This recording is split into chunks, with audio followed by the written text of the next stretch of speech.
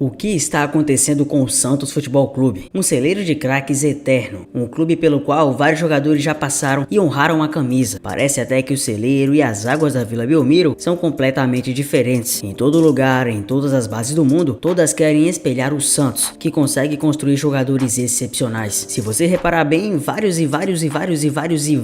nomes do futebol, daqueles inesquecíveis, são sempre revelados na água do peixe. E é no próprio alçapão da Vila Belmiro que eles se tornam jogadores inesquecíveis. Como esquecer que Edson Arantes do Nascimento nasceu lá? Como esquecer que o Pelé foi originário das águas termais da Vila Belmiro? Pois foi exatamente 83 anos atrás que nascia o Rei Pelé, o maior jogador de todos os tempos, e não somente importante para toda a história do esporte, como também a construção de uma bolha que furaria quaisquer que fossem os limites entre a trave e o gol. Pelé se tornou mais que um sinônimo de grandeza e, mais do que isso, qualidade, um exemplo para qualquer que seja a atribuição de um ser humano. Pelé sempre vai ser visto como o rei, não somente por ter feito tantos e tantos gols e por ter marcado a história do esporte bretão, mas também, além de ter revolucionado o futebol, o Pelé se tornou um grande símbolo de inspiração para todas as pessoas que querem vencer na vida. E mais do que isso, provou para o mundo que de três corações poderia surgir o maior atleta que esse mundo já viu. A Argentina pode ter Messi e Maradona, mas só o Brasil tem um rei, 83 anos do nascimento do único tricampeão mundial do futebol. Somente um brasileiro até hoje foi capaz de parar uma guerra. A Guerra de Bahia foi suspensa para o povo nigeriano,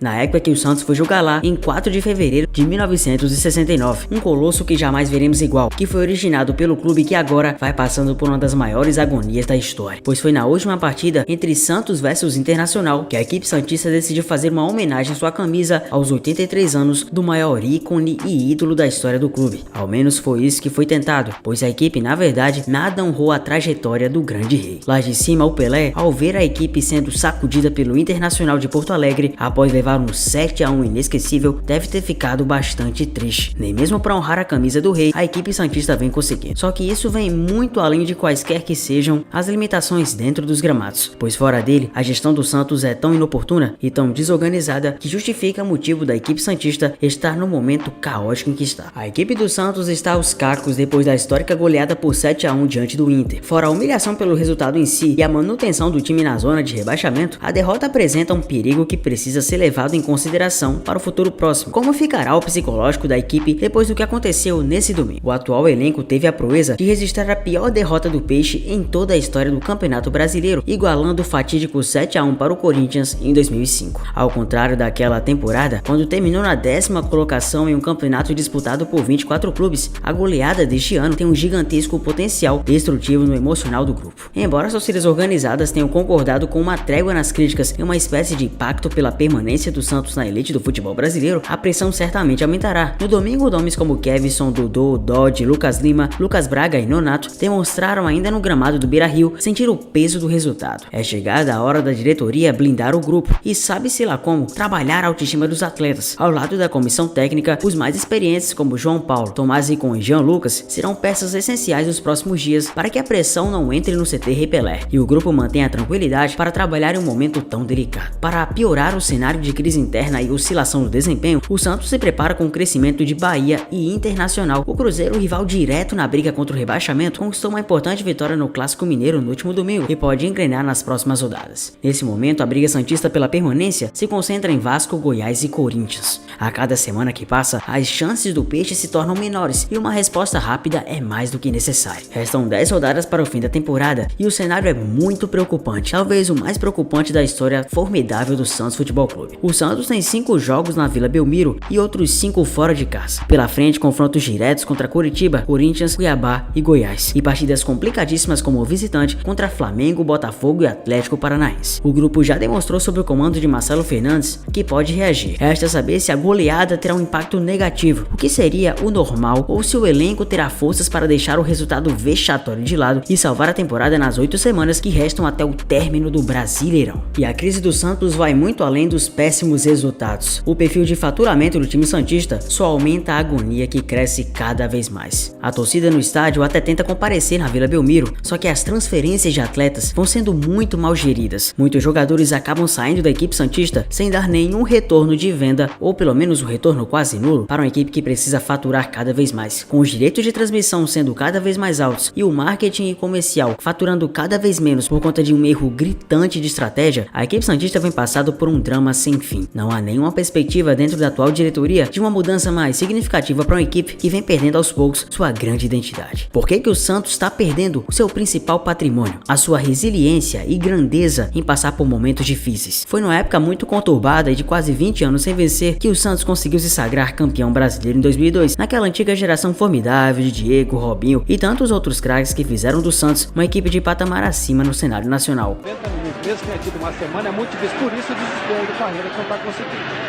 Repartiu Robinho, encara a marcação, sambou pra lá, sambou pra cá, botou na frente, a pênalti! Pênalti do Rogério em cima do Robinho. O menino craque passou o pé pra lá, passou o pé pra cá, passou o pé pra lá, quando botou... Pois foi mesmo no início da década passada que vimos um Santos que encantou completamente quaisquer que fossem as pessoas. Aquela equipe que foi formada por vários talentos, mas primordialmente por Ganso e Neymar Júnior, simplesmente encantou quaisquer que fossem as pessoas que acompanhassem o esporte brasileiro. O clube santista fazia suas goleadas uma plena escultura dos mais lindos pincéis de Van Gogh, e a equipe fazia a cada momento mais e mais história no futebol brasileiro. Aqueles gols inesquecíveis de Neymar, a magia que a equipe jogava e a sutileza com que o Santos conseguiu apresentar seu futebol fizeram a equipe santista ficar meteoricamente mais conhecida como um dos times mais fantásticos do país, um dos mais incríveis a se simpatizar. O título da Copa do Brasil de 2010, assim como também a Libertadores de 2011, fizeram da equipe do Santos um time não somente temido, mas um esquadrão que tinha capacidade de continuar passando seu legado. Agora com o Neymar, é obrigado a segurar, obrigado a carregar, Léo quer jogo, lá vem Pino, agora...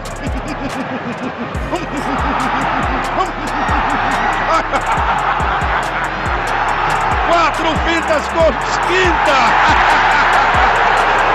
Sexta! Era a segunda, Celci. Que venga el toro! ¡Ole! Que venga el toro! ¡Ole! Que venga el toro! ¡Ole!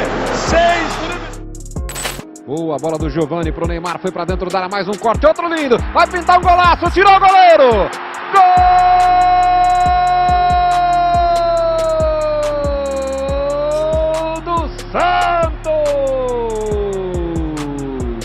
Todo mundo tirou o zagueiro, mais um. Pois os anos passaram, as diretorias mal aproveitaram todo o lucro que foi dado pela geração de Neymar e companhia, assim como também a venda do Neymar para o próprio Barcelona. O tempo se passou, o carinho de alguns foi aumentando e o de outros cessando. O Santos passou a ser uma equipe que somente em raras ocasiões passou a brigar por meio de tabela e em alguns momentos até cenários caóticos perto de zona de rebaixamento. Novamente chegou a revelar grandes outros craques que fizeram não somente história no futebol mundial, como também no brasileiro. É impossível esquecer que no celeiro do Santos surgiu simplesmente Rodrigo, o Raio. Um raio pode não cair duas vezes no mesmo lugar, mas em se tratando do Santos, ele cai facilmente. Chuvas torrenciais acontecem e raios sempre aparecem, assim como foi o momento meteórico pelo qual Rodrigo conseguiu se mostrar um talento nato jogando aqui no futebol brasileiro. Não durou muito para que o próprio Rodrigo chamasse a atenção de outras equipes mundo afora, e é claro que o Real Madrid, sempre esperto e muito ligado, foi o primeiro a contratar o grande jogador. Não suficientemente bastando por isso, a equipe santista continuou a revelar grandes talentos. Um dos deles talvez seja o camisa 9 mais relevante, tanto em termos de audiência quanto em futebol, dos últimos anos do futebol brasileiro. Gabriel Barbosa, o Gabigol, foi uma sensação meteórica revelada na Baixada Santista, e assim como tudo transcorre no Santos, ele mostrou desde cedo a maturidade para se mostrar um cara necessário no futebol atual. Mesmo não numa fase tão boa, Gabigol já tem um nome marcado na história de outro clube, o Flamengo, que acabou colhendo os frutos que antes o Santos havia plantado. Não esquecendo também de outros nomes como o Bruno Henrique, Diego Ribas e tantos outros talentos que ainda assim foram aproveitados pelo clube rubro-negro. Não somente pelos rubro-negros, as joias e os cultivos sempre datados da época do Rei Pelé seguem sendo ainda as principais razões pela qual o Santos continua de pé. Mas até quanto tempo isso pode durar? Será que o Santos vai suportar mais uma crise? Ou pior ainda, será que vai ter tempo suficiente de se recuperar e de evitar a maior tragédia de uma centenária história? Com a derrota vexatória no Beira-Rio, o Santos se manteve com 30 pontos, ocupando a 18ª colocação na tabela, dentro da zona de rebaixamento à Série B do Brasileirão. Tão ruim quanto o resultado o Peixe ainda viu o Inter, concorrente direto na briga pela permanência na Série A, abrir 5 pontos de vantagem. Mas afinal, onde fica o Neymar nessa história? Neymar já falou várias e várias vezes que, assumidamente, quer muito voltar a jogar no Santos. A equipe santista seria para Neymar um sonho de longa data, nas palavras dele, para voltar a jogar na equipe que lhe deu praticamente tudo no cenário nacional. Foi com a camisa do Santos que o Ney conseguiu a maior glória das suas glórias no cenário futebolístico brasileiro. Foi a glória eterna conseguida por Neymar que fez ele ser um jogador relevante a tal ponto de ser visto em outros lugares do mundo como uma peça essencial para trazer mais alegrias para a equipe do Barcelona. Foi no Santos que Neymar chegou a ser um dos poucos brasileiros aqui no cenário nacional ao concorrer e ganhar o Prêmio Puskás, e não somente isso, em 2012 brigar pela Bola de Ouro. Ficou no top 10 dos concorrentes, o que não era e jamais será pouca coisa. Neymar Júnior tem um sonho declarado de voltar ao alvinegro praiano e, em várias vezes, quando tem tempo livre e tem a oportunidade de ficar no Brasil, gosta sempre de retornar à Vila Belmiro, o chamado Alçapão, que foi o seu grande templo e que, acima de tudo, renova sua energia, pois Neymar é um santista declarado, e enquanto muitos falam que ele vai, na verdade, jogar no Flamengo quando sair do futebol europeu, e no caso agora o árabe, ele assume que jogar no Peixão seria o seu maior sonho. Muitos falam que Neymar Júnior tem a possibilidade real de retornar ao Santos em 2025 ou 2026. Muito se falou que o Neymar poderia jogar por muito tempo na Liga de Futebol Americana, ao lado do amigo Lionel Messi. Porém, essas perspectivas diminuíram e o sonho do Neymar parece, na verdade, retornar ao cenário que um dia lhe deu a alegria genuína de jogar futebol. Alegria essa que em alguns momentos parece não existir tanto quanto já víamos em outros momentos. Porém, para que o retorno aconteça, não sejamos inocentes. O Santos precisa ter caixa e, acima de tudo, projeções para poder realmente comportar um dos principais jogadores dos últimos tempos atuando com a camisa da seleção brasileira. Para se ter Neymar, o Santos precisará manter a excelência para continuar sonhando em trazer o camisa 10. Se jogar na Série B daqui pra frente, é bem improvável que a gente veja o Neymar jogando a segunda divisão do futebol nacional, tampouco indo para ajudar a equipe do Santos, que tanto precisa de jogadores. O Rei Pelé faria 83 anos hoje. Não só nós, mas o mundo inteiro gostaria de comemorar a data junto com o brasileiro mais conhecido mundo afora. Porém, se estivesse vivo, não temos dúvida, ele estaria profundamente arrasado, porque um dos maiores amores da sua vida, para quem ele dedicou a maior parte da carreira e tornou-se mundialmente famoso, o Santos está numa lacuna praticamente impossível de sair. Pode até escapar do rebaixamento, mas as crises incessantes do alvinegro praiano parecem não diminuir. A imagem e a memória de Pelé devem ser reservados e resguardados de tamanhos vexames desse porte. Viva a memória do Pelé, apesar da imagem dele ter sido mostrada ontem nos uniformes em homenagem ao rei. Viva a memória de Pelé. E talvez só essa memória, assim como também forças e energias, quem sabe também com a mística dessa camisa, possam salvar o Santos de uma tragédia sem fim. O que você achou desse vídeo? Você tá torcendo pro Santos ficar na Série A? Comenta aqui embaixo e me conta. Obrigado por ficar mais uma vez em mais um vídeo aqui do canal. Tamo junto demais e obrigado por tudo. Vamos sempre por mais. Até o próximo vídeo. Tamo junto. Valeu. Olha a arrancada do Neymar, entra na área de novo, passou pelo marcador que é o Júnior César, bateu! Gol!